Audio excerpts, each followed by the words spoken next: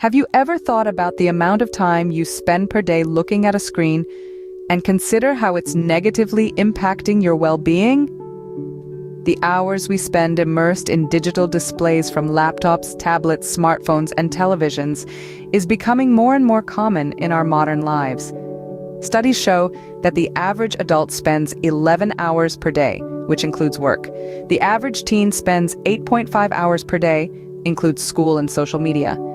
And children under 8 spend 2.25 hours per day interacting with screens.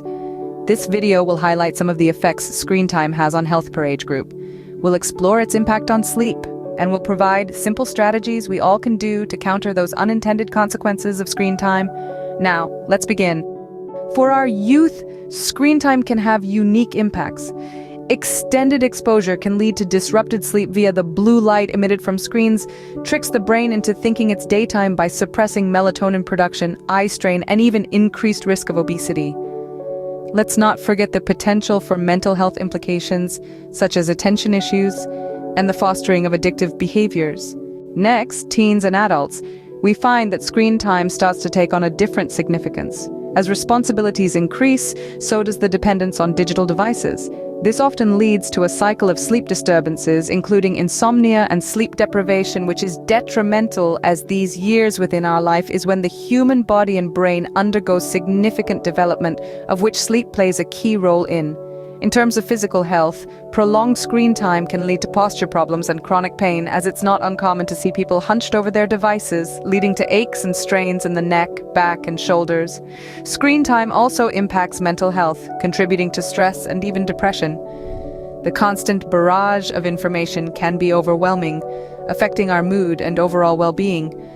Moreover, excessive screen time can hamper productivity and focus, making it harder to complete tasks efficiently.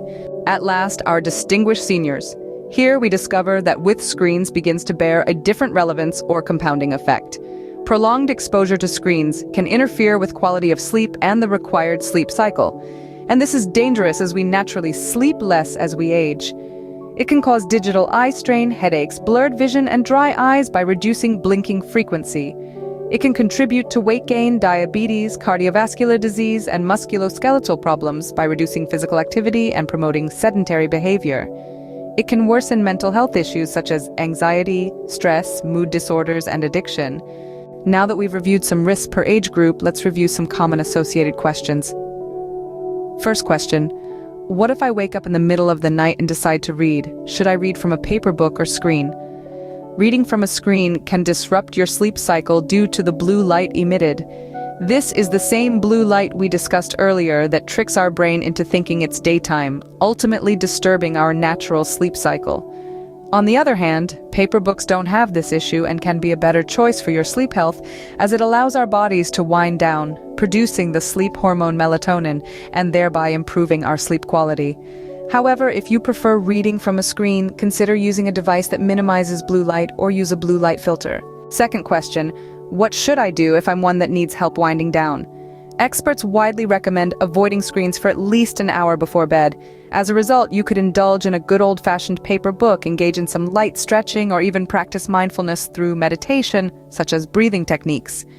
So, let's put away those screens and give our bodies the rest they truly deserve. To wrap things up, it's clear that screen time impacts everyone, from young children to teens, adults, and the elderly. Controlling screen time is a fundamental aspect of our health. Because of its dangers, please be aware that it's recommended we keep our non-work or school screen time to 2 hours or less on school and work days, and 3 hours or less on days we don't have work or school. So try to stick within recommended levels, and consider healthy substitutes that don't involve a screen whenever possible.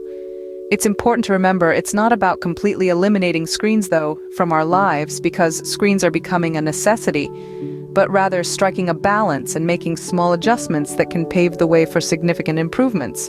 Prioritize your health and don't let the screens dictate your life.